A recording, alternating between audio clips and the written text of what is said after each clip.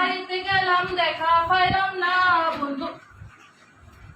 আপনারা আমার কি মনে করতেছে আমি গাড়ুয়ালি? আমি হচ্ছে গিয়ে কাজের মাইয়া।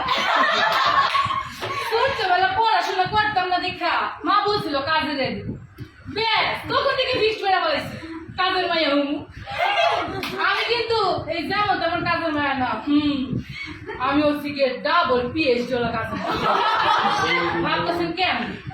প্রথমটা হইতেছে গিয়া first HSC with difficult teaching, আর দ্বিতীয়টা হইতেছে গিয়া প্রবাসে এক বাংলাদেশের ভাষায় কাজ করতাম, তো হইছে না ডাবল পিএইচডি।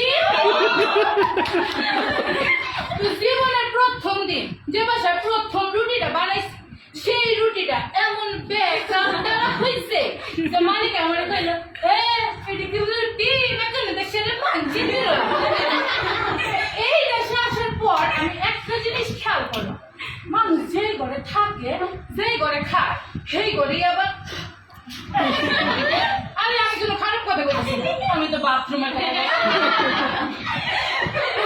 যাদের বাসায় কাজের মায়া আছে তারা কিন্তু দুইটা সুবিধা পায়।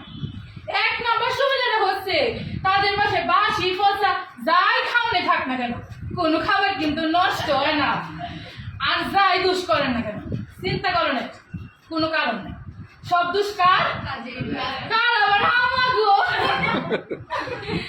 এতক্ষণ বক করে আমি কিন্তু খুব টায়ার্ড হয়ে গেছি, তো ছোট্ট এখন বিরতি নিয়ে আমি কিন্তু আবার আয় করতেছি, কেউ কিন্তু কোথাও যাবেন না। আপনি কি মোটা হয়ে গেছেন? আপনি কি ব্যাচেলর? কাজের লোকের দরকার, তাহলে আর দেরি করবেন না, যোগাযোগ করুন কাজের কল্যাণ সমিতি। বেশি কিছু দরকার নেই, শুধু একটু খাওয়া দাওয়ার ব্যবস্থাটা করলে চলবে, শুধু একটুখানি ভাত। এখন বিরতি নিয়ে আমি আবার আসবো, আপনারা যেটা কইতেছি না ওখানে আমি যে বাসার কাজ করি সেই বাসার মালিক আমার দুই চোখে দেখতে পারে না। কেন জানে? কারণ আমার আগে উনি ওই বাসা কাজের মাইয়া ছিল। এই যে আমাদের হাসান স্যার কাজ করতাম, কাজ করার পর আমি একটা জিনিস খেয়াল করলাম, উনি যেন কেমন করে কথা খাইতে বসছে, তখন উনি আমার বলতেছে এই যে আমাকে পানির জগটা দাও। কিছুক্ষণ পরে উনি আমার বলতেছে আমাকে ডালের বাটিটা দাও। ওনার কথা মতো আমি পানির জগ ডালের বাটি দুইটাই ওনারে দিলাম। তার কিছুক্ষণ পরে উনি আমার বলতেছে ডালের বাটিটা কি আমি তোমার মুখে ছুঁড়ে মারবো? ডালের বাটি দিয়েছো কিন্তু ডালের বাটিতে ডাল কই? তো আমাদের মেম সাহেবের কাছে একদিন পরিবার পরিকল্পনা সমিতির এক আপা এসে বলতেছে দেখুন বেশি বাচ্চা নেবে না, বেশি বাচ্চা নেবে কিন্তু প্রবলেম আছে।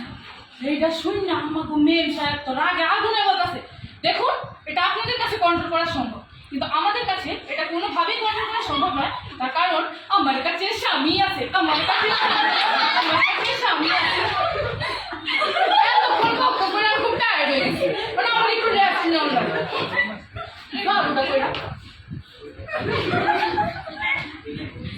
Olha,